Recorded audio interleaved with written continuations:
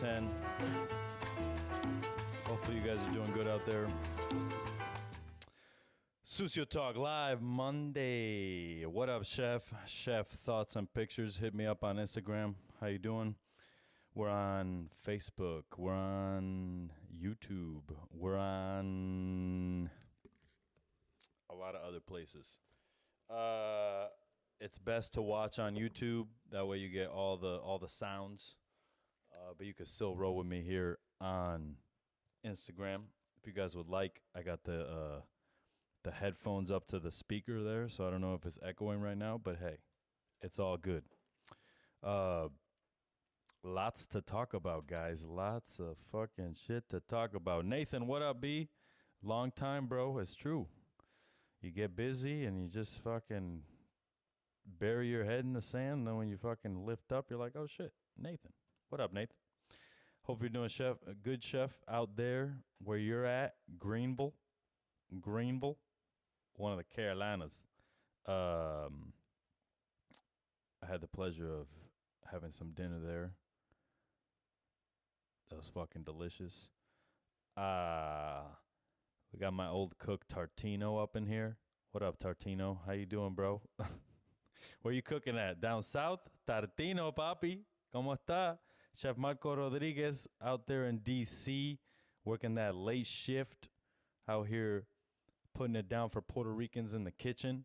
Puerto Ricans in Michelin. You know what I mean? Lots to talk about, guys. All right, so here we go. I won't waste your time. 510-463-1145. You guys can call in, chill out on the show. All right, so James Beard fallout. Regardless of your take on James Beard, they're part of the fucking ecosystem of food. So here we go. I live streamed the entirety of the event. It was like 3.5 hours. I did that just off the cuff.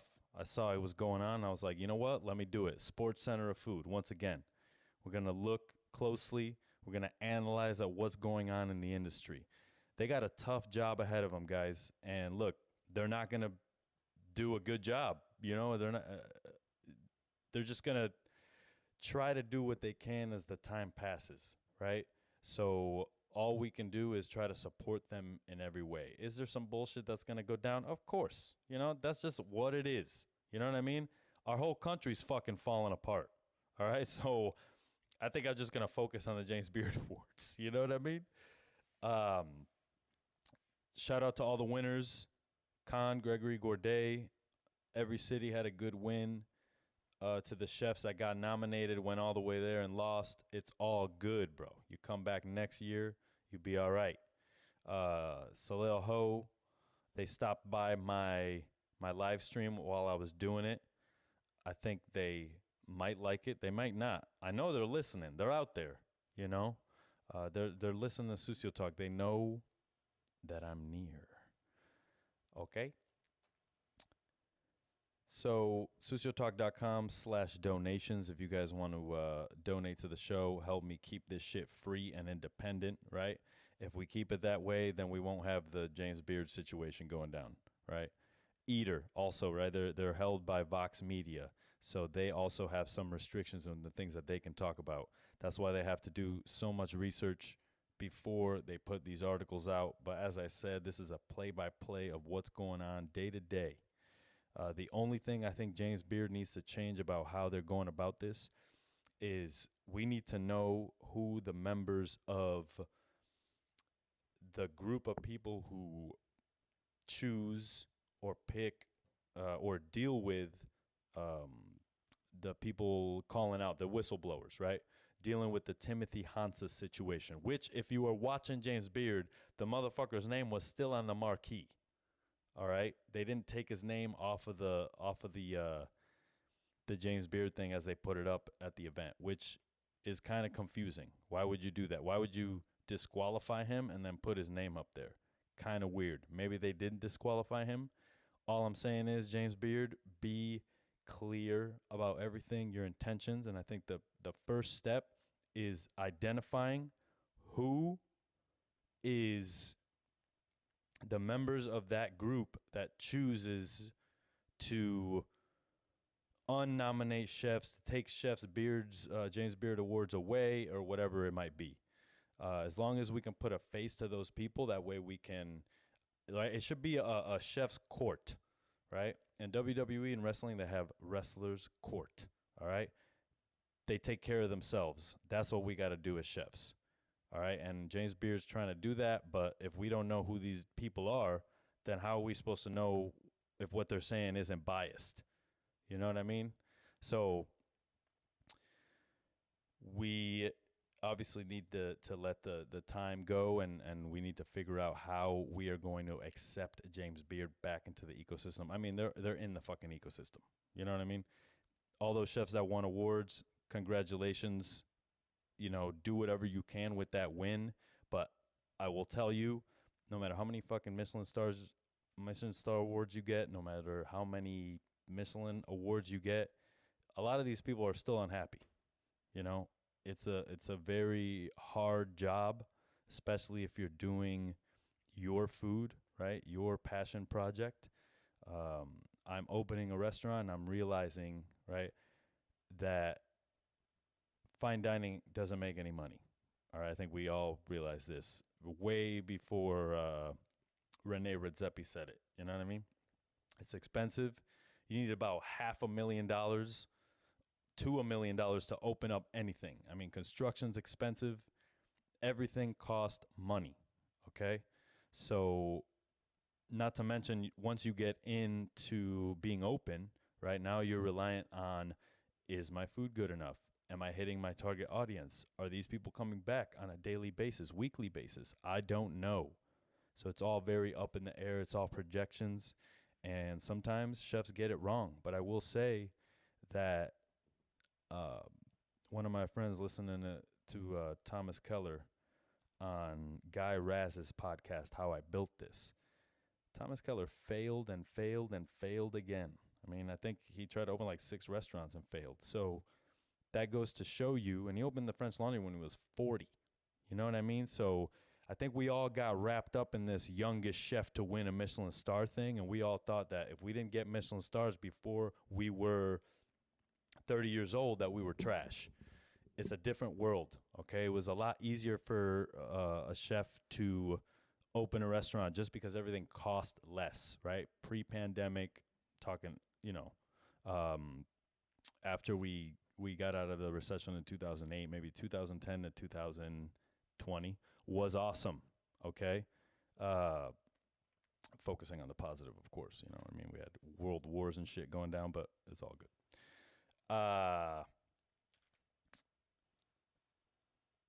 Westfield, I was reading something today in the newspaper.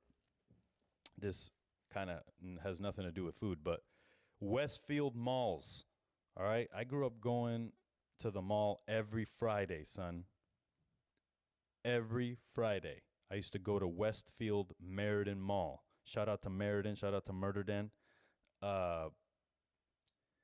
It was like a scene out there. Everyone was there on Friday night.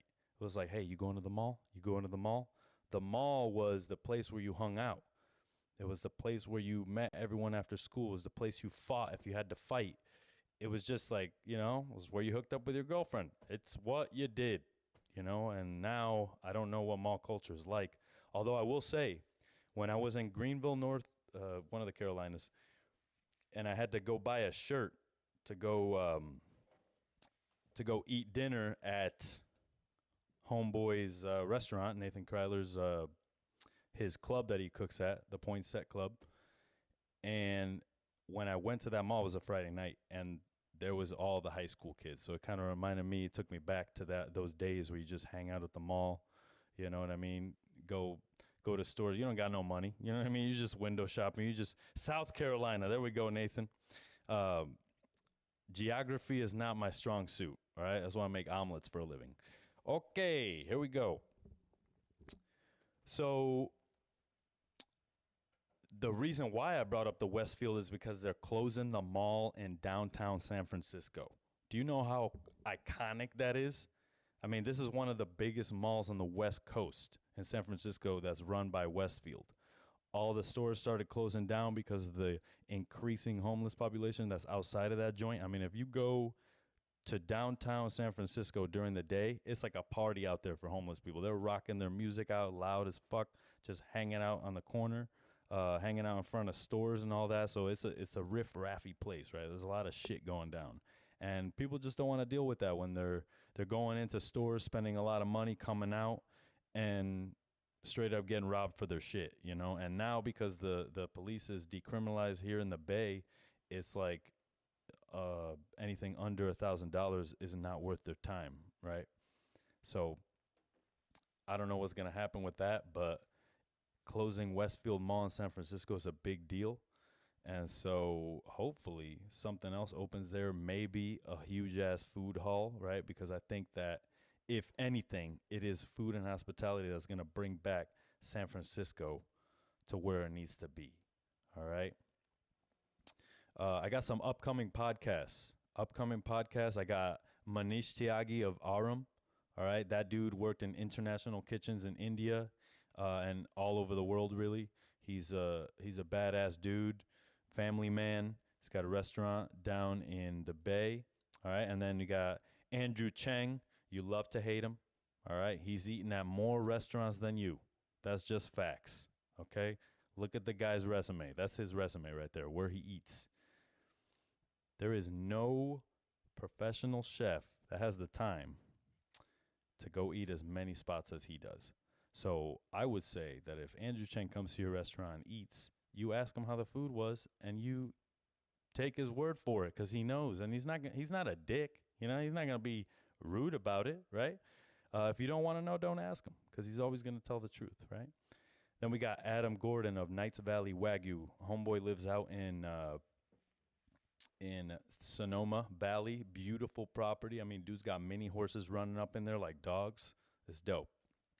Then that's about it for podcasts with guests. Obviously, we're still live at 10 every Monday here in the studio in Oakland. All right. Past that, Top Chef, bro. What's up with Top Chef? Buddha Low. Buddha Low wins. I pulled up his bio here, right? He's born on August 19th, 1991, right? 31 years old, known professionally as Buddha Low, Australian chef and television personality. He is best known for winning 2 consecutive seasons of the American television series Top Chef, becoming the series' first 2-time winner. Born in Australia, Chinese-Malaysian parents, raised in Port Douglas. His father owned a Chinese restaurant. He earned the nickname Buddha due to becoming chubby from eating too much of his dad's food. I like that. He started working at his family restaurant at the age of 12. At age 14, he began a school-based culinary apprenticeship, working at a 5-star hotel. And then he moved to Melbourne after high school. He got a job at Mateo's restaurant, and he enrolled at the William Angus Institute. Hot take, Chef Mark Rodriguez, respect to Buddha Low, but the recent Top Chef seasons have been trash. You're right, Chef. You know why? It's because the money gets in it, man. The money gets in it. It becomes like a huge ad, and that's what happens to everything. You know, and then they do spin-offs, and sometimes it kind of dilutes the original product. And if you look at the history of Top Chef, I would say that right now in the status of food and social media, the losers of Top Chef are most times doing better than the winners. All right? Even if you lose at Top Chef, you could still make a career out of it. I know motherfuckers that lost at Top Chef that charged $10,000 for speaking engagements. You know what I mean? I'm not trying to dog them. It's all good. You got to get your money. But that's it. You could show up on Chopped one time, lose, and still say you've been on TV. You know? So the TV chef life is growing strong. I mean, you got cooking shows on Fox, Bravo, Food Network, obviously. there's so many more past that. I mean, the app Som TV has fucking food media on it now. And so everybody is, it's kind of like an arms race to see who's going to make the next show. But, you know, your boy over here is Brown Bourdain. Ain't nobody else like him. So once he gets his shit together, opens this restaurant, makes this podcast worldwide, right? Known worldwide, then we're going to start on the Brown Bourdain show, which is basically me eating at places all over the world, chilling out. And you know, that's the vision. So a lot of people are like, "Well, you can't say your vision because then somebody else going to do it." I hope they do it. I hope they do it. They won't be like me. You understand? I'm held by nothing but the rocks, the moon, the sun, and the stars. That's it. Okay? It's all we're made of. Not afraid of nothing. So Buddha Low, shout out to you. He also worked at some badass restaurants, bro. He worked for Raymond Capaldi for 2 years. He moved to London. He worked for Claire Smith. He worked for Matt Abe at restaurant Gordon Ramsay. And I'll tell you right now, fucking Matt Abe is one of the nicest, most humblest chefs I've ever met in my life. This dude staged at Meadowood. At first, I didn't recognize him. I didn't know who he was, and they told me, "Yo, that's the CDC of Ramsay in London." And I'm like, "Yo, the 3-star? Yes, the 3-star." By the way, Buddha Low also won the Gordon Ramsay Excellence Award. And shout out to Tucker Riccio. She just won the Gordon Ramsay show Next Level Chef, which is like a 3-kitchen crazy competition where you got 3 kitchens top to bottom. The top is more of a fine diner, the second is a little bit more run down, and then the third looks like a damn refugee camp out here, you know. Butters of Yountville, you don't got what it takes to be Brown Bourdain. I'm sorry, bro. We're just gonna have to address that right now. All right, no offense. Then so Top Chef, as we were talking about it, right? Buddha Low, shout out to him. Winner, 2-time winner. And then I caught this article. So as we all know, Padma Lakshmi is leaving Top Chef. All right, Padma Lakshmi is amazing. She was the host for 19 seasons, dog. 19 seasons. And she had an article from Eater, right? Say what you want about Eater. I get my food news from there, right? So, hey, what are you going to do? That's why I got the hotline, though, because I'm trying to get my own news. You know what I mean? So, basically, it's called What Padma Lakshmi Wants You to Know About Her Top Chef Departure. All right, so here we go. After 19 seasons with Bravo's ever-enduring Top Chef, Padma Lakshmi announced last week that it's her turn to pack her knives and go. Damn, she eliminated herself, son. She's been nominated for multiple Emmy Awards for her work. Apparently, Katie Lee Beagle first hosted the show, which I don't remember. I do know that the first winner of Top Chef was Harold. Shout out to Harold. I don't think he has restaurants anymore, but we got to look that up. Last time I heard about Harold was a few years ago, and his restaurants were closing. So just so you know, chefs, sometimes your food, right, your cuisine, it doesn't make money, okay? Let's be real. So, you know, shout out to all these chefs out here that are doing pop-ups and then opening a restaurant on their own accord. Like, that shit is hard work, dog, all right? And so as I'm reading the article, it says, after a divisive recent season, which I had no idea that they had an issue, but says Top Chef now finds itself in a bit of an existential dilemma. It's a candid, wide-ranging new interview with Ashley Lee of the Los Angeles Times, and the first to directly address her departure. Damn, she got the exclusive, son. She wants to prioritize Taste the Nation. So Lakshmi's culture-focused food show, the second season of which hit Hulu last month, consumes me in the best way. Intellectual, spiritually, creatively. This is her talking. And I just want to keep making it. So Lakshmi did her time at Top Chef, and now she's got her own show called Taste the Nation. Love that. allows her to be her full self. I know what you mean, Padma. They probably had you, hey, you can't say that. Hey, that's a little ghetto. I know how they are.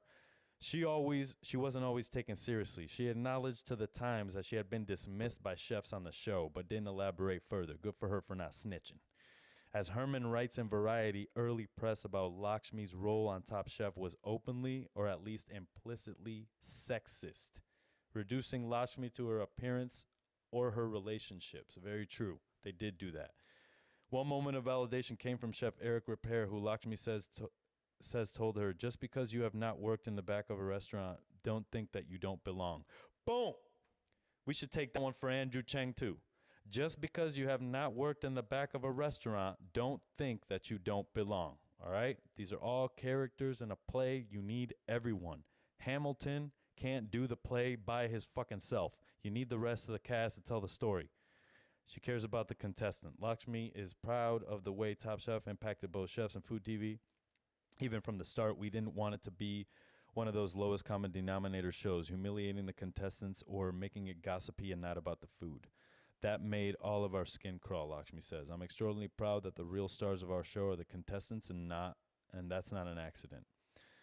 She was the only one who ate everything on the show, every single thing. God bless her. Sorry to season 2's Elan Hall, but his chocolate-covered liver dish stands out to Lakshmi as the all-time worst dish. Okay? All-time worst dish. I don't know. Didn't eat it. By comparison, Buddha Lowe's Beef with Beets in season 19 and the late Fatima Ali's, rest in peace, deconstructed samosa in season 15 were some of the best. Fatima Ali, I met her when she came to do a stage at the restaurant at Meadowood through a scholarship that she won. And I didn't know that, but at the time she was training. She was doing a YouTube series about staging at the restaurant at Meadowood, but also training to be on Top Chef. And, obviously she had an early passing and, rest in peace. Shout out to her family. I hope everything's okay. But, will always be remembered in food. And I'm glad that I actually got to meet her in person. She wants to push TV food further, as Lee points out in the interview. Let's see. As Lee points out in an interview, Lakshmi's final season included an Indian food challenge, and she often taken chefs to task over bad rice. That is the worst. Learn how to cook rice, B. As a chef, you owe it to yourself. You owe it to your family. If you don't know how to cook rice, quit the job. Walk out the back door, or ask the guy next to you to show you. Lady, they, whoever. All right? So Padma Lakshmi is out. But during that, I read this article that came up about Top Chef and what's going on. And here it goes. This article is on Vulture, all right? Chef Mark Rodriguez says, some of the best food critics in the New York Times never spent a day in a pro kitchen. You damn right, bro. If you're a food critic, I don't, while I respect anybody that takes their time to learn what the craft is, critics generally don't make movies. Right? They're critics. Okay? I don't think that a creator can really be a critic, right? Because those two things, kind of combat each other. So we need critics, guys. As part of the ecosystem. Not everyone's going to like you. They're also trying to advance their careers as writers, as respected members of food, right? So we need to let them be able to do their own thing. And get to where they want to go, right? And I was talking to somebody today about the fact that you can be in magazines before your product's even out these days. You can be in all types of publications before anything happens, right? And now if that project gets left behind, what happens? Now you can't come back and have any marketing for it. So I think sometimes it's better to start small and then you grow it, right? That way your marketing matches the reality of what it is that you're serving. Because most of the time, I would say maybe half the time, CJ Sullivan asked me, do you think critics lack context by not creating? That's a tough question, man, but Roger Ebert, right? That dude never made a damn movie in his life. You know what I mean? He was a student of the game.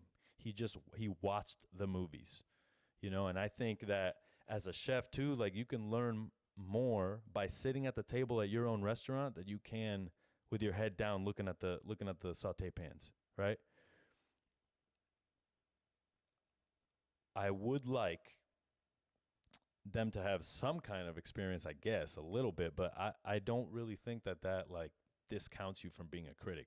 I think you become a critic by putting in your time, traveling on your own budget to go to these restaurants, taking your time to write an article about it, right? Because ain't no chefs doing that, right? So we need them to do that for us so we can get our message out there, right? And if they choose to destroy you, right, and they choose to write a bad article about you, um, first off, anytime you get punched in the face, even if it's not your fault, you still gotta like look at it and say, well, what could I have done in that situation to like diffuse it or make it better, right? So anytime you get a bad review, it's very easy to say, fuck these people, they don't know what they're talking about.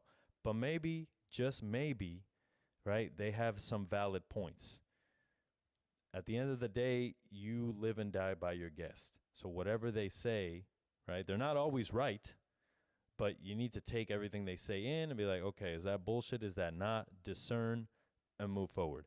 If you see the same review over and over again, the pasta's too salty. It's too salty, chef. There's chefs out there that'll be like, it's not too salty. It's like, this is the way it's supposed to be, right? And if 20 people are saying it's too salty, chef, then maybe, just maybe, it's too salty. You know what I mean? How many shitty cooks you work with in Michelin kitchens that you don't care to hear their opinions? That's very true. I will say that there you go. Nathan Kryler hit me up with, you can only improve through the criticism. Compliments don't do shit. That is definitely right. I also feel like compliments sometimes are like the same, you know? Like how many times have you heard this? Oh my God, I love it. It's like the fakest fucking shit ever, you know? Just give me the real. I'm about the real. If you're a chef and you're my friend and you come into the restaurant, there's gonna be an inquisition, and I want to know what was good, what was not good, what you didn't like, and I'm not gonna take it personal, bro, because that's the only way that you're gonna get better. We started taking shit personal. Also, the people that are reading the articles started taking it too literal. Instead of saying, oh, look at this bad article, let me see for myself if it's really this bad. Because honestly, if somebody write like a really detailed article about how shitty a restaurant is, I want to go see it for myself because I want to see if it's really that bad, you know? How many movies that have you watched where critics say this movie sucks, but it's actually good, right? A lot of that shit happens all the time. You know, removing yourself from the equation is definitely critical. Um, that's the toughest balance of being a chef. It's a very personal industry. Feelings are involved, right? In a place, in a workplace where feelings cannot be involved. And so you're trying to cook with love, right? But also within this sort of like, I'll say corporate mindset because there's rules, right? And as we see, when there's no rules, what happens? Hi, Felicia. That's what happens. All right. I had a lot of hope for that restaurant, you know, and Imana and all the things that she was trying to do over there with her team. I mean, at the end of the day, she made a brick and mortar out of doing dinners in her apartment, which is pretty fucking fascinating if you ask me, right? There was a lot of hate around town. There's a lot of people talking shit, you know. I never had her food, so I don't know. But I can tell you that she, it's just facts, has not spent a lot of time in restaurants, like putting in her time to learn the craft. And that is important. You need to put in the time, learn the craft before you go out into the world and say, I'm a chef, I'm going to open a restaurant. It ain't that easy, especially a restaurant that's trying to disrupt the status quo of what restaurants are, you know? So she got buried in High Felicia, and most of it is sexual harassment shit, which I'm not fucking down with, right? So if you're going to do that to your staff, then whatever. You deserve all the consequences that happen out of that. I do feel like, because I had Selassie Doce on the show probably 3 weeks prior to that article coming out. She didn't say shit to me about that article coming out. It's probably because the article was coming out. Okay. Uh,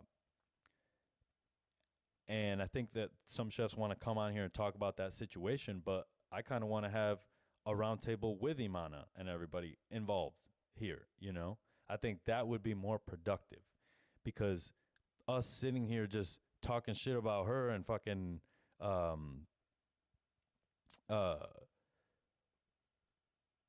you know what I mean, it isn't going to do anything for the industry.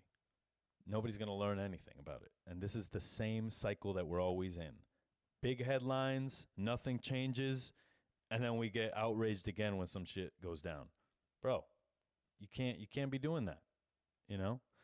So she got roasted in Eater and multiple there's also a Reddit thread, guys. There's a fucking Reddit thread about this restaurant, which is wild. I don't think there's ever been a Reddit thread about the drama that's going on in a restaurant. But this is the life that we live now, okay?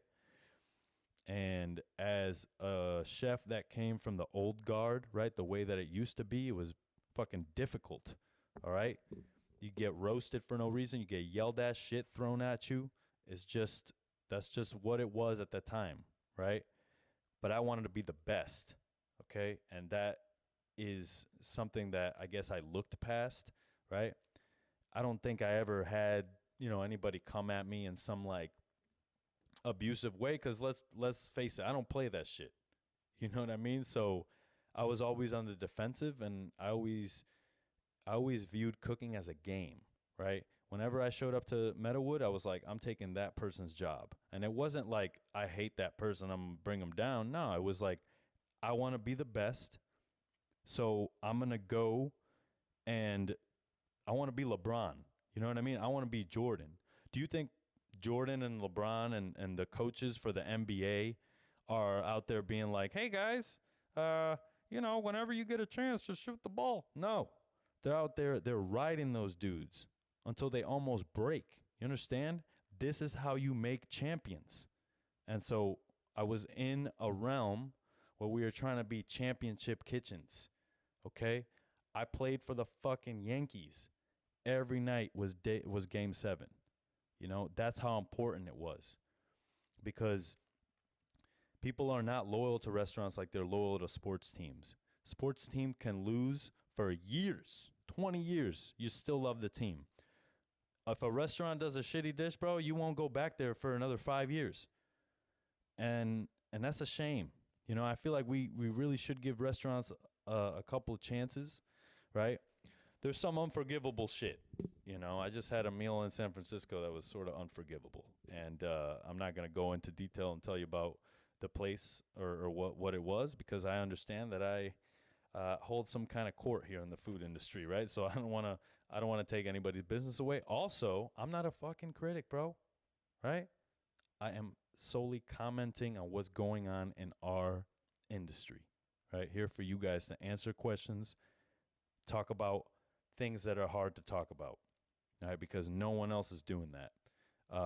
And if they are doing it, they're doing it with articles, right? So there's no time where you can really interview the journalist behind the article, which is kind of ridiculous. I'd like a place where we can open the forum up and have more access to the journalists who are writing these articles about the restaurants.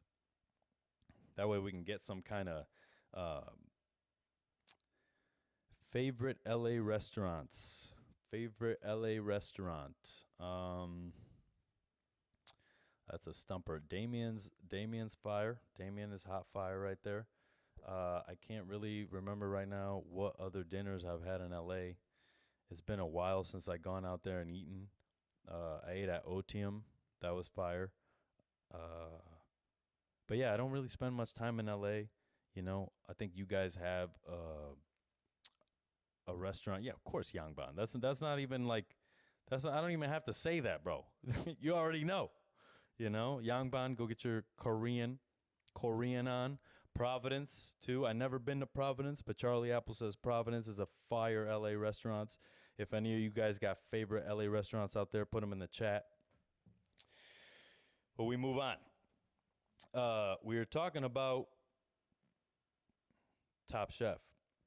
And so there was this article in Vulture about how basically Top Chef is coming down to an end. And for its first decade or so, Top Chef was a cutthroat contest with constant industry name dropping. And I have worked with Kat and John, CJ Sullivan. I have worked with them extensively. I worked with them at Meadowood. They were my chefs. Chef Kat, first CDC of. Oh, here we go. Here we go. Call from. To accept, press 1. To send a voicemail, press. Yo. Hello? Yo, what's up, bro? Hey, what's going on, man? Yo, what's up, man? It's Mark. Mark, what's up, Mark? How you doing? Just chilling, man. Got off work and watching your show. I had to call in. Oh, word up, word up. I love that. So what are you doing for work right now exactly? Right now I'm at Cranes in DC. I'm a sous chef there. Okay, dope. Are you still mainly pastry or are you doing savory? Nah, man, I drop pastry. I like it. It's in my tool belt forever. Right. But, I hear you. They don't pay, and all the fucking savory cooks think they know how to do your job. Right. That's right. And they're always asking you for shit. Oh my God, bro. You know, it's underutilized to get a pastry, you know, under your belt and then go to savory. But I would say, man, that you're like in the top 5% of chefs, just based on how much pastry experience you have, you know? I appreciate that, brother. Thank you, man. Yeah, man. Always do. I pull once in a while. Once in a while, I'll pull out a trick here, there, and like, how you know that? How you know about this bread? How you know that? You know, it's pastry. Exactly, man. I mean, there's a lot of discipline in pastry that you learn. Like even to make a recipe, there's so many savory recipes that I've done that it's just like, oh yeah, I'll fucking skimp a couple grams of this, skimp a couple grams of that. You know what I mean? Where it's like, yo, you do that in pastry, you're fucked, bro. That shit ain't rising. That shit ain't gonna be right. You know? And that's the shit that I like, deconstructing what every step of the way. And it's like, what went wrong? Was that too much of this, too much of that? Was it, you know? Yeah. Did I need more water? Did I need more, whatever? Yo, what made I you still do that with savory recipes. What made you go to pastry? Bro, all right, man. I got twin girls, and I got out the army. I was cutting hair, and I got, my wife was pregnant with girls, so I was like, let me learn how to fucking bake. I felt like that was a girl thing, Right? And excuse anybody listening, excuse that part because I was ignorant at that time. Right. I went to pastry, and these girls grew up baking with their grandmas, 20 of them. Right. And they were all so good at like just clean shit. Right. My boy was working at Jean Georges, and he was like, bro, you ever check out a Michelin restaurant? Come to the Jean Georges. I had 3 Michelin stars at the time, never worked in a restaurant prior. Right. I went there and I got my mind blown by pastry, bro. And I just stayed with it.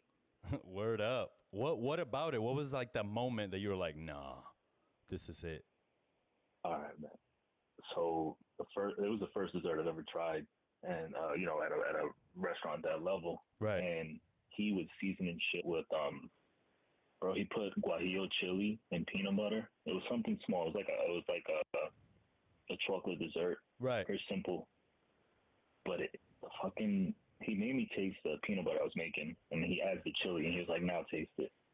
And it didn't taste spicy. It wasn't spicy. He was like, the guajillo chili doesn't burn your mouth because of the amount of fat in the peanut butter. Right. He was like, but the effect of the capsicum, like the actual pepper part, that's not burning you, is making your tongue more active. And for me, that gave me chills because I tasted so much more of the peanut butter, levels to the shit. Like right then and there, he was training your palate. Damn, bro. That guy, he showed me it. It's like he legitimately trained your palate in like 2 seconds, and you're like, whoa, what the fuck you just do to me? You know what I mean? For real, his name was Sean. His name was Sean Considine. He's still the corporate pastry chef there. He's dope, man, dope. So all said and done, what are your dreams with culinary? Like, what do you want to do? What's like your magnum opus, if you will?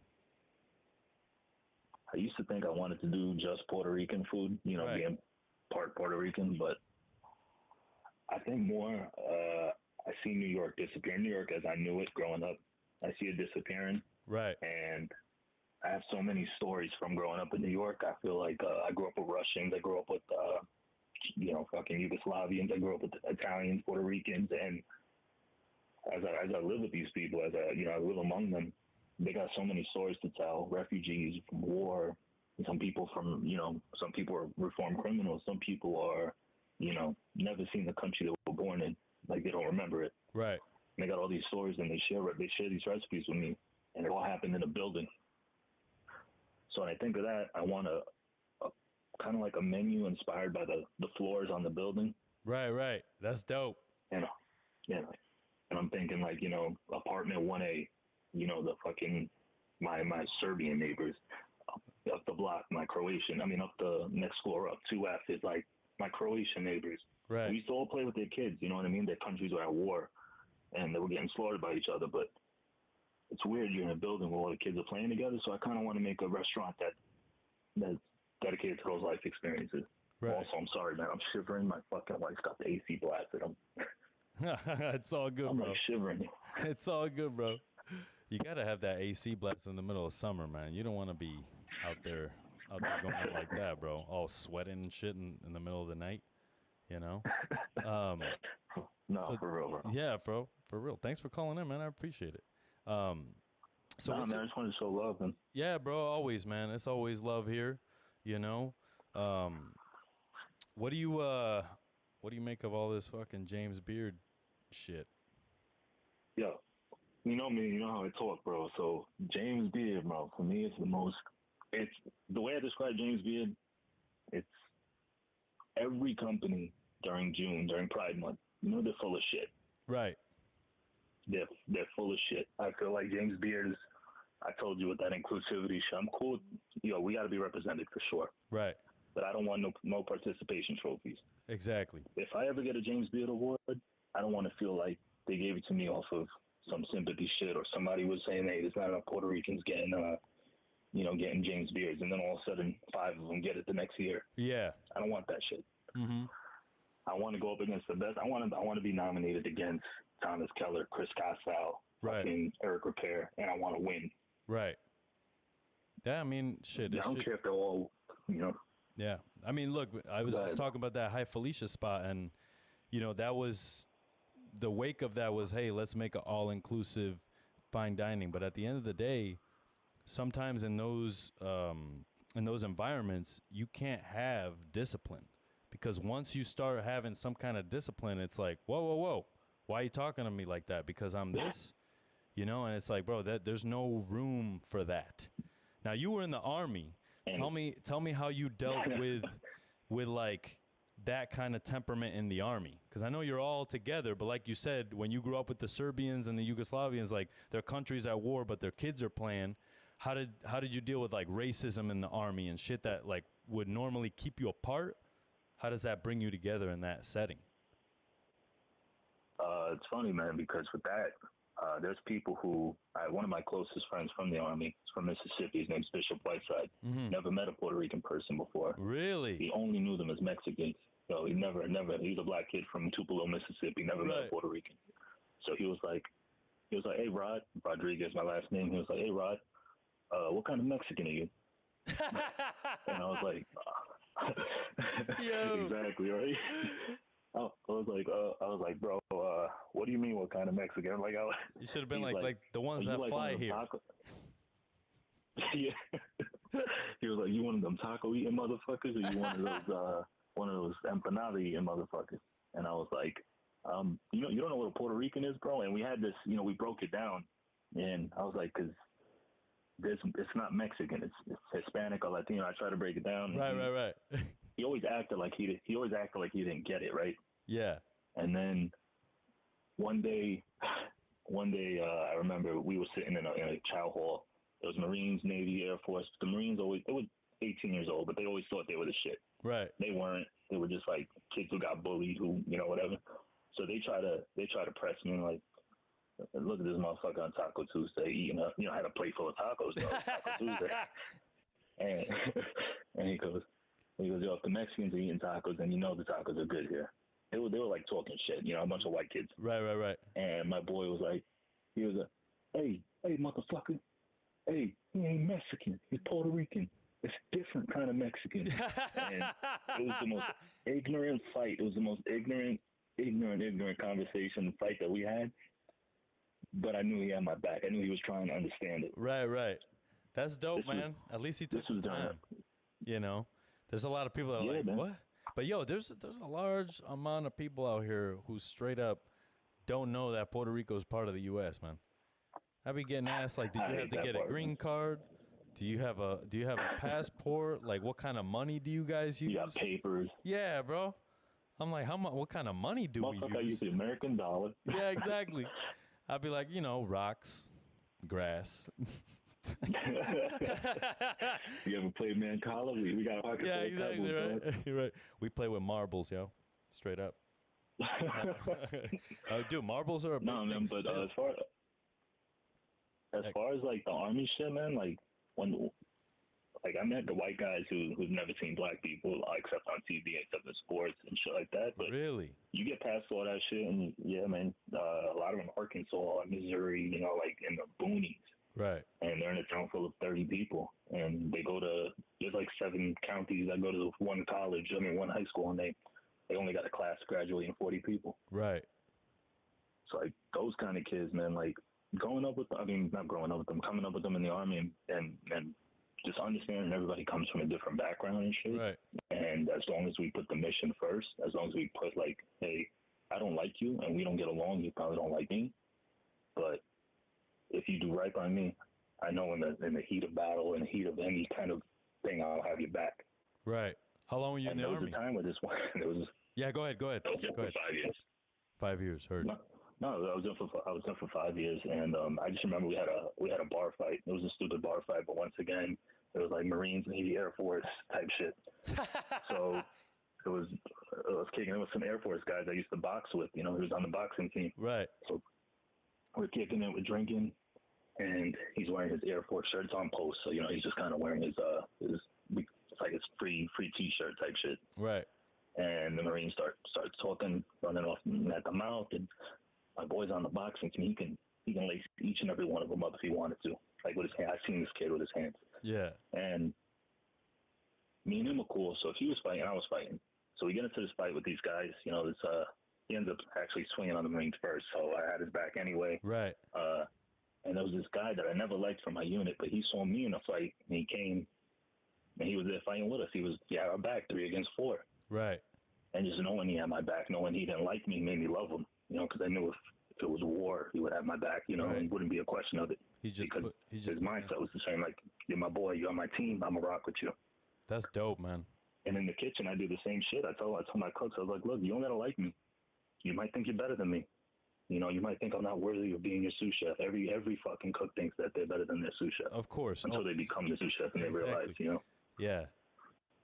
It's like you can only connect the dots looking backwards, So it's like exactly. As long as I'm in charge of you, as long as I'm the one charged with your development, I'm going to help you grow to the best of my ability. Right.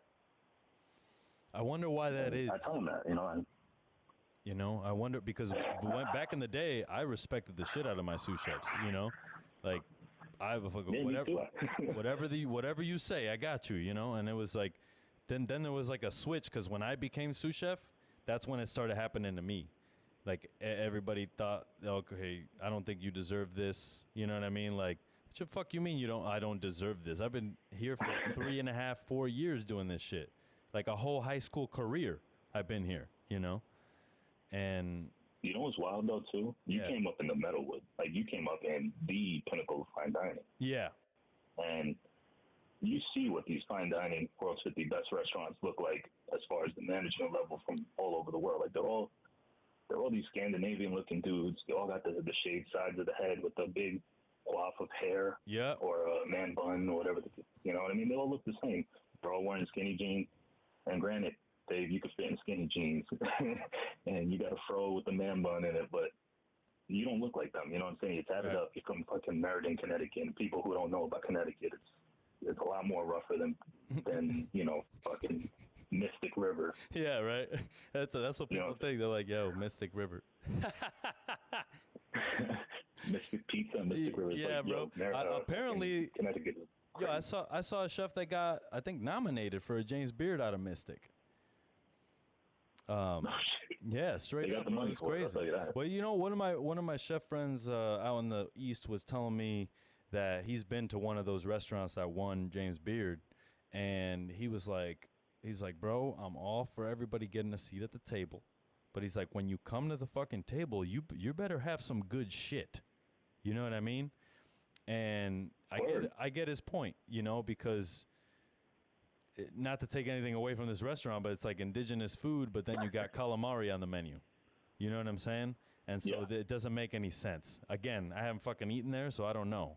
But, you know, it's like... Look, we're saying what every chef thinks, bro. We say what every chef talks about in their restaurants, what every cook talks about. As much as these chefs act like they're all friends, we hear it from, and every single chef listening knows what I'm talking about. Yeah, you know. All these cooks talk shit to each other about every other chef.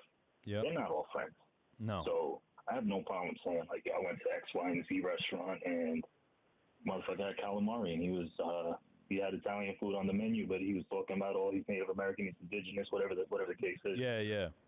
You know, because it don't make sense sometimes. Like, it doesn't. No, it doesn't. And that's what food critics rip apart, too. If you read, like, New York Times, I used to subscribe to New York Times to read the old Pete Wells articles. Right. Just because I learned so much. I used to see, like, oh, these are all the restaurants I like. Right. What did he not like on these restaurants? Mm-hmm. So, Laconda Verde, it's a Andrew Carmelini restaurant in New York. Right. Got 3 stars in the New York Times. I was like, what made it not get 4 stars? He was talking about a soup that was on there that was plated in a wide bowl. And the bowl made the soup get cold quick because it was too open. He was like, if it was a tighter bowl, the soup would stay warm or hotter longer. Mm-hmm. Shit like that, right? That's the level that they break down the shit, from the music to the bowl to the spoon to the menu, like the little things. Ain't nobody doing chefs, that. And we're pointing out. Yeah, we're pointing out big shit like, look, this calamari on a fucking menu in the middle of Oklahoma. It don't make no sense, bro. Yeah, it doesn't. It doesn't. I mean, some things don't make any sense, and you just kind of roll with it. In this day and age, you got to make your money as a restaurant owner. We've seen it time and time again. All these guys got fried chicken restaurants now. Like, they all got fast casual concepts, you know what I mean?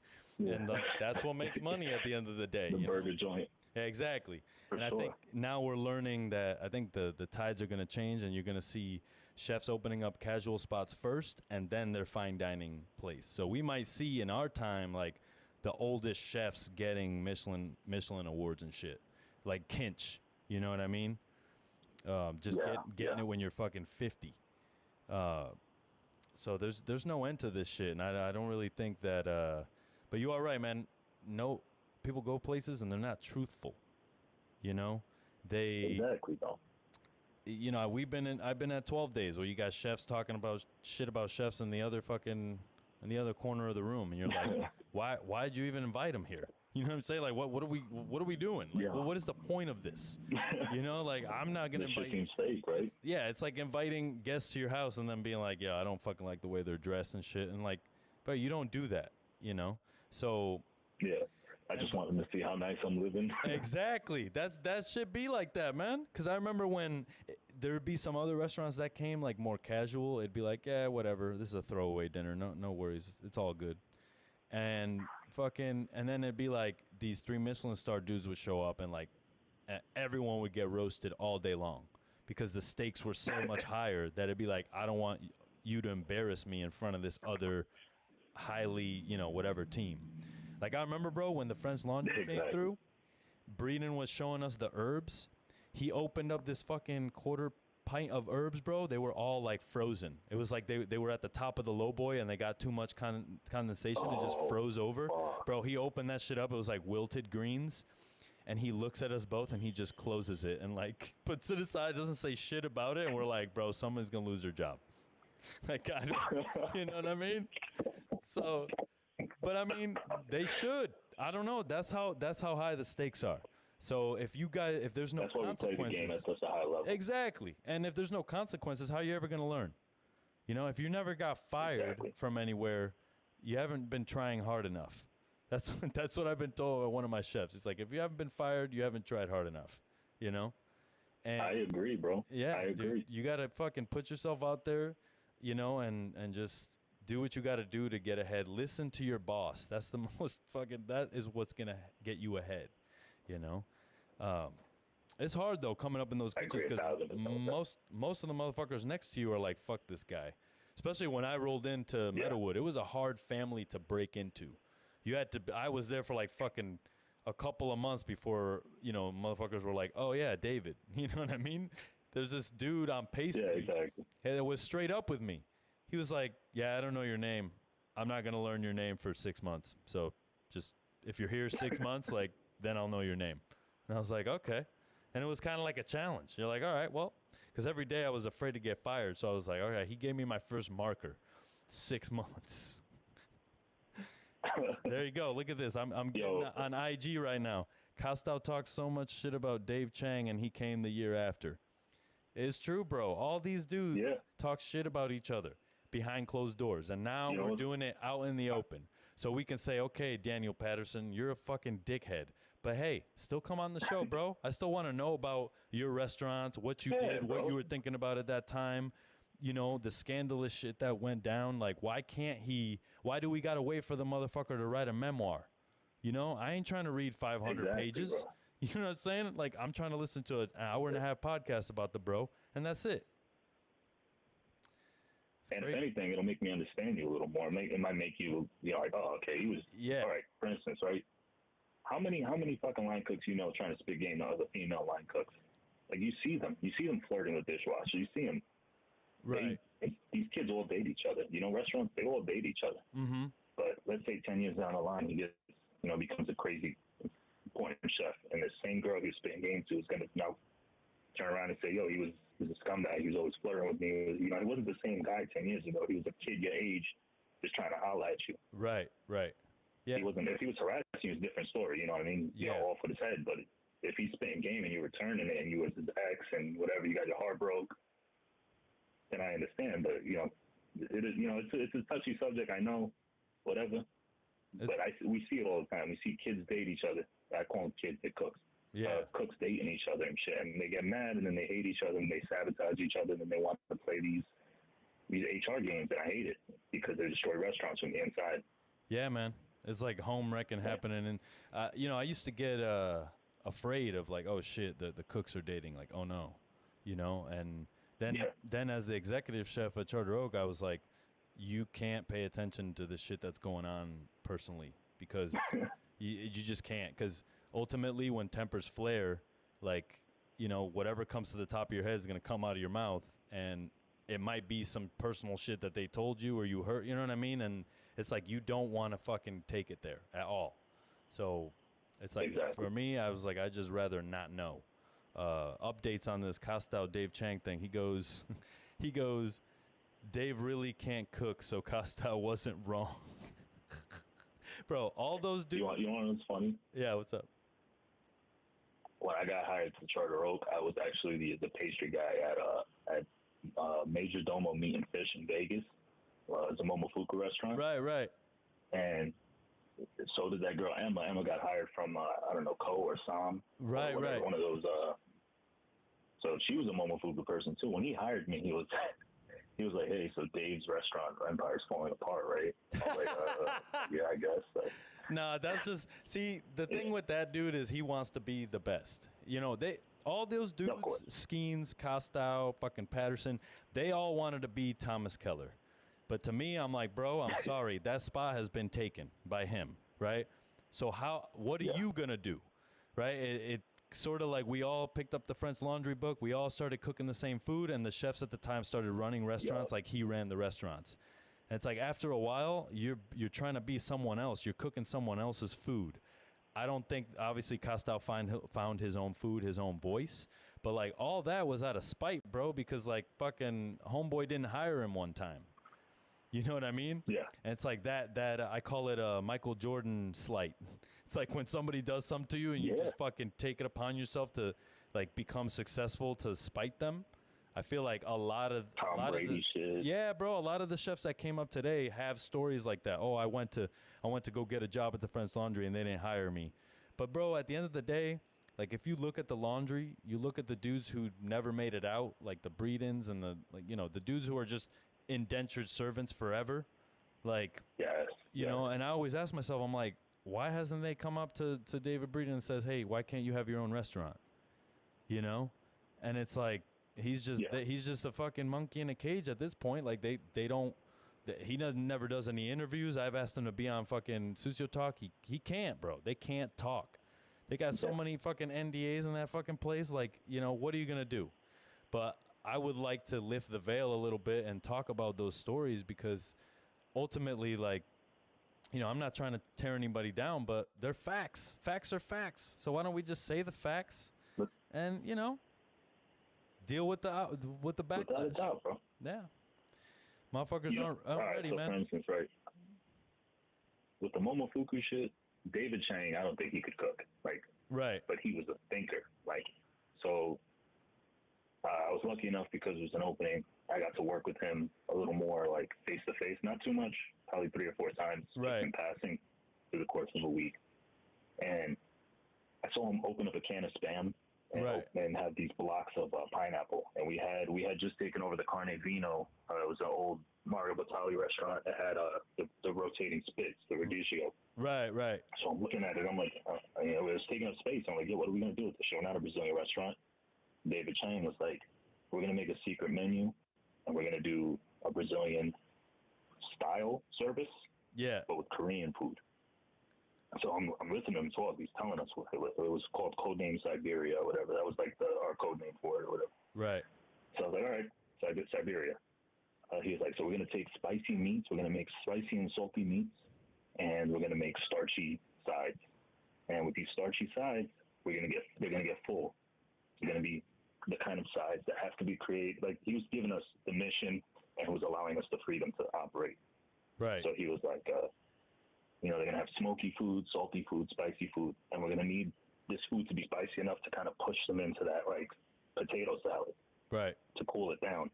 So they eat it and they get full. And we're going to give them rice and gravy, potato salad, bread, fucking starchy vegetables, kimchi. So it made sense. Like, it was spicy and it kept pushing you toward that food that will fill you up. So you ain't going to sit there camping on meat all day. Right. And then he was like, think about foods the kind of food that goes on these spits. Other meats do that. And he was like, bulgogi. And then I started thinking, like, oh shit, Puerto Rican pernil takes fucking hours to break down. Right. That'll work. You know what I'm saying? And then I started thinking like that. Then he was like, Spam, it's meat, right? It's ham. Ham and pineapple go well together. He goes, put it on this fucking spit and roast it. So we started doing shit like that. And we were running these mock services only for the staff. It was free for the staff and the family. People who came in actually try it. And it was working. Like, we saw it coming together. And he wasn't liking the desserts, but I wasn't making the desserts at the time. It was some other sous chef running Garmo. Right. And then my boy was like, yo, just come out with some desserts. I'm going to give it to Dave Wolf on the side. If he likes it, we're going to just run it, and you're in charge. I gave him sour green apple. He's like, oh, this makes sense. You know, all the smoky, fucking fatty, spicy flavors in the sour green apple just makes you want to clean your palate, and it's refreshing, all this shit.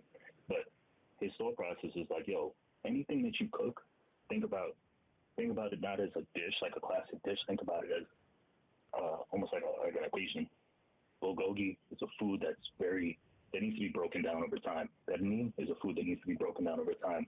Shawarma is a food that needs to be broken down over time. It's interchangeable. So if you want to make, like, let's just say you're making a pernil spot, Dave, you can use a shawarma spit. It saves space. It's vertical. You can cook it over time. You slice pieces of pernil off of it, and you serve it to the people. And for those who don't know, pernil is pork shoulder, Puerto Rican pork shoulder, garlicky. It takes like 5 hours to cook, depending on the size. Yeah. But imagine cooking it like shawarma, like Turkish shawarma, or I don't know, I guess it's Turkish. Right. But that spit roasted food, that's how David would approach it. So he's a thinker, how do I make food that's Korean or that's Asian, but using all the utensils that I have around me, all these items, all these machines, all these things, and just put my food on it. And that motherfucker, I give him that. He made a damn good restaurant. The music was dope. The environment was dope. Yeah. There was a lot of show, a lot of scenery. But seeing him try to fucking pluck meat off an oxtail was a headache. Right. I'll say this, like, even if the record states that the man can't cook, like, he's an innovator, and he is where he is for a reason. Regardless of all the trash he had to go through to get here, I would say he is a respected chef, dude, and the proof is in the pudding. He puts out talent. I mean, there's a guy named Kerry. I don't know if you ever worked with Kerry in New York, but he's got a string of restaurants down in Florida right now. He worked at the Charter Oak for a little bit. He opened it with Kat and them. Okay. And like now he's in Florida and he's got 5-6 restaurants down there. And it's like that right there, that restaurant group shows you how to run a restaurant. Numbers, fucking everything. Yes, I agree. Whereas like a place like Charter Oak, you don't really have the infrastructure and you're not in the city to be able to build so many people, right? Because like I said, the burgers pay for the caviar. So if you're selling only caviar, you only can afford the team around you, and sometimes you have people doing 2 jobs, and that ultimately is like leads to the downfall of a lot of things, and things fall through the cracks. I agree. And then a lot of things that I noticed too with the Charter Oak was we're getting kids from the Greystone CIA, and they do this 6 months to a year, and then they bounce. By the time we take them from green to a little hair on their chest. They move on to the city they actually want to work, or you know what I mean? Yeah. They go back home. Yeah, it definitely is victim to that. I would say they have a good mix of older cooks in the area, just older Mexican cooks in the area that kind of just like hold the team down, prep cooks, and I don't know how it is now, but I know that like when I got to Charter Oak, there was dudes who've been working there for 3 years. I don't know if that's the case anymore, but you're right, man. You can't build a legacy on young cooks. Like you gotta. It's like you can, right? Because now they'll go out into the world and be like, oh, I cut my teeth here. Cool, you learn how to cook there. That's great. But they leave in 2 years and then they don't really get what they need. So really, it's like to catch the best cooks, I think, is after that time, when they like, okay, I'm comfortable enough to work any station. I'll go to this restaurant with a little bit of like chip on the shoulder. I need to prove myself. And then that's like kind of like when the magic happens. But yeah, I agree. Yeah, I mean, first restaurant I worked at, I stayed there for fucking 3.5 years, and I've spoken to a lot of different chefs who took a lot of different routes, and if you move around to restaurant from restaurant to restaurant, you're a better cook, right? You have more techniques, you've seen more things. If you take your time and work at like 3 or 4 restaurants over 15 years, you will learn how to manage. You'll learn the ins and outs of that restaurant. You'll see it at, within a span of like a life. I don't think 2 years is really enough time to learn everything that you can, Yeah, no, I agree 100%. I mean, like for me, I'm not gonna lie, I'm a mover. Not because I wanted to. I have 2 daughters, and like when I was at Jean Georges, I was unpaid, but that was back when it was okay to be unpaid. Right. Luckily, me going to school at the same time, the Army was paying me to go to school. Right. I was out the Army, but then part of the GI Bill is like you get a monthly stipend for as long as you're in school. So for me to try to survive and actually cook and shit like that too, I went to barber school, bro. I've been cutting hair my whole life. I know how to cut hair with my eyes closed. Oh, but really? I only rolled in a barber school just so I can be a chef, like so I could keep cooking and get paid. Right. Shit like that, you know what I mean? As long as I was physically in the school, spending 20 hours a week at the school, which is like a second job to me in that sense, I can afford, because the Army is affording me this opportunity to work unpaid at Jean Georges or shit like that. Right. And then I was working 2 days a week on the weekends at ABC Kitchen, which is his other restaurant, like for $10 an hour, so that I could get a train fare. $10 an hour. And I got 2 kids. Yeah, no, that's I got rough. 10 girls. Did you now? Obviously coming up with your wife and all that. Like, how was that during? You told her, "Hey, I'm gonna go work at this place for free." How was that received? All right, so I love my wife. She is the reason I'm a chef, because I was cutting hair and I was trying to go to school for computer science or some sort. It was cybersecurity. Right. But when I never had a computer growing up, so when I went these kids are speaking coding and shit. And I went to coding 101, and they knew the language, the coding language, and I didn't know shit about it. So my teacher kind of ignored me. I ended up dropping out. Right. And I was all depressed, and she was like, "Babe, what's wrong?" And I was like, "Yo, you're pregnant with twins. I don't got no career. Right. I don't know what the fuck I'm doing." She was like, "Yo, you like to cook? Just go cook." So I went to New York. I went to ICC because of Bobby Flay. That's where he went. At the time, that's all I knew. I was like, "Yo, Bobby Flay's the best chef in the world."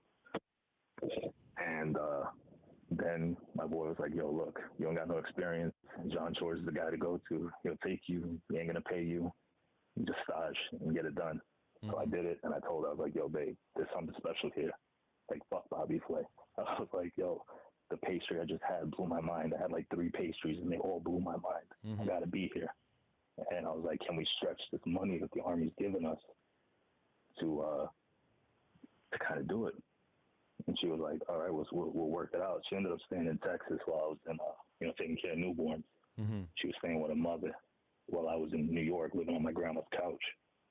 And, thank God my grandma lives in a rent-controlled apartment in Brooklyn. She wasn't stressing me for nothing. So I was sending like 90% of the money back home back to Texas where my wife was to take care of the kids. And I was falling asleep on trains, sleeping on the bench in Coney Island, just trying to go back and forth to John George. Sometimes I wouldn't even shower. It was nasty. I would wash my face, wash my hair, and then like change my jacket and go right back to school and shit. It was fucking nuts. But she saw me like how enthusiastic I was, and she was just like, "Yo, if you getting after it, I broke." So I went back to San Antonio, and I just made it happen in San Antonio for 2 years. Word. Where'd you work in San Antonio? She was this place called Cured. It was the only like big James Beard dominated spot, and bro, everybody would try to go to work at this place, and people would quit in days, weeks, months. Just it was revolving door of pain. Was it rough? But it was like everybody, bro. It was terrible, bro.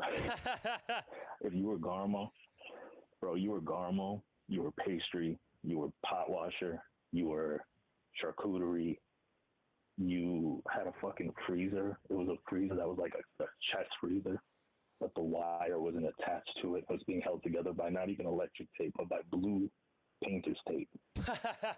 And there was days I would come in, open the fucking chest to check all the ice cream counts, and it would all be melted. God damn, and we would just run to the store and get Bluebell ice cream and just fucking start putting out ice cream out of box containers, bro. Just roll that way. I mean, shit. Who was the chef there? Chef Steve McHugh. He actually has a few spots in Austin now. I think one of them is called Lumiere, like a tapas spot, but he never won the James Beard. It was called Cured because he fucking beat cancer. He beat cancer, and then he kind of based it around charcuterie. So it was like a play on words. Right. That was a dickhead. I'm talking about a dickhead. Yo, we used to get drunk after work and say, "Yo, cancer should have killed this motherfucker." Damn, B. We hated that motherfucker. Yeah, that's crazy. There was this one. There was so much wild shit going on there. His wife was the HR girl, and she was drunk every day. So if he went to go try to report some shit to HR, that shit got swept under the rug, and he got fired like a few days later. Right. So you guys just didn't say shit. No, when you say shit, this girl cut her fucking finger off, at like the tip of her finger off. Right. While she was like chipping on in parsley or some shit, she was rough chopping it, left the finger out, boom, cut it off. She needed it was like a bad cut. Like they cauterized that shit with silver nitrate. I remember she came in, and she was like my station buddy or whatever the fuck, like my station partner for a long time, and then she got promoted. So happy for her. She came in like 2-3 weeks later after she was, cleared to work. She shows me her finger. That shit looked nasty. The whole time she was gone, they were making fun of her losing her finger. They were like taking like fake fucking pieces of meat, and they're like, "Yo, look what I found in the parsley," like shit like that, wild shit. When she came back, they tried to get her to quit so that he wouldn't cover the cost of the medical shit. Oh. And bro, they put her on bread duty, like cracker duty. It's this fucking bar cracker shit, like making like matzah, bro. Like everybody hated that job. It was miserable. It's like rolling pasta, but it's bread, and it's dry and it's whack. Oh. And for 3 weeks she did that shit. She waited till they covered the fucking cost, and then she bounced. Good for her. Good for her. Yeah, I was proud of her. Yeah, you gotta put. But bro, that place sucked. Damn. See? I learned how to cook there. They cook some damn good food. Right. And you traded the the shittiness for that. So you spent 2 years there. I spent a year and a half. I tried to do 2 years. I ended up going to Hulu. Hulu, like Netflix's rival Hulu. Really? Because they opened up a spot in San Antonio. What? Yeah, Hulu, whatever. So Yeah, like when I was there, I what was it like? I was at Like at the app? a call center. Oh, the call center. Yeah, Okay, yeah, got it. What were I'm you not doing? that smart, bro. What was the call So- center? Just like dealing with like people's accounts and shit? Yeah, dealing with miserable people whose like the world ended because they couldn't watch this fucking TV show because they don't want to pay or whatever. It's like people scamming you Yeah. and they talk to you crazy. Like you got to listen to it too. Well, that's why your stupid ass is working at Hulu, and I kind of needed that too, right? Like, Right. because like you ain't even doing nothing with your life. You hear that for fucking 6 months straight. You know what I mean? But also, I was slinging empanadas there. I was slinging plates. I was slinging, bro. I'm a hustler, so like, Right. you got empanadas, arroz con habichuela, arroz con Yeah. gandules. Bro, you you're got fucking Boricua, man. lasagna. Every Boricua always has Exactly, somebody bro. that sells shit at lunchtime. Like, For real, bro. I was dude, slinging them, dog, and then my mom right now, she's doing moonshine. oh my god, Straight I up love it. pitojo, bro. She makes pitojo in the kitchen and fucking infuses it with tamarindo and shit and fucking sells it to her coworkers. I'm like, God damn, mom. Yo, that shit's in our blood. That hustle's in our blood, bro. I love it. Bro, it sits in their veins, man. It's just like, and the innovation too of Puerto Ricans. It's like, yeah, and you can fix anything with duct tape. Just fix it real quick, make it work. You'll be fine. Like, dude. Or you got a broken ankle, duct tape that shit. Exactly, bro. It's like my dad. My dad has a Mitsubishi Mirage. That shit has like 600,000 miles on it. He still has that shit, bro. He hit a horse in that fucking car. And he just Oh my God. he just fixed the headlights. It's all crushed in and shit. Fixed the headlights. He's like, oh, it's good. Got another 100,000 miles on that thing. And I'm like, all right, Dad. Like, whatever, bro. We just put it out of its misery. Exactly. But he don't think that way. They're just like, nah, it's fine. And I think that mentality also like saved me a lot from freaking out about dumb For shit. sure. Just like, whenever you have a bad service or whatever it was, like, yeah, obviously you take it to heart, but like, fucking dust yourself off and you come back the next day. Exactly. Shit. Nah, 1,000% that shit, bro. Fucking. But yeah, man, with that Hulu shit, man, slinging them plates, bro. Like those people kept telling me, like, yo, what are you doing here, bro? Like, what do you open a restaurant?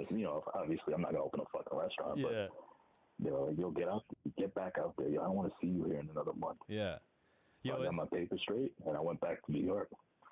It's dope that people that work shitty jobs like that, like, they recognize talent because they're just amongst people who, they don't chase their passions like that. So they don't work that muscle of the thing that they could be good at, And it's like when they see talent for real or something like that, it'd be that one person and be like, hey, man, you gotta get out of here, bro. You can't be working here. And I love that shit. Shout out to those people, man. That's God right there. God. For real, man. And you know what's cool about Hulu? They would let you watch Hulu while you were waiting between calls. Oh, no shit. So you I was probably always watch watching. mad shows. Yeah.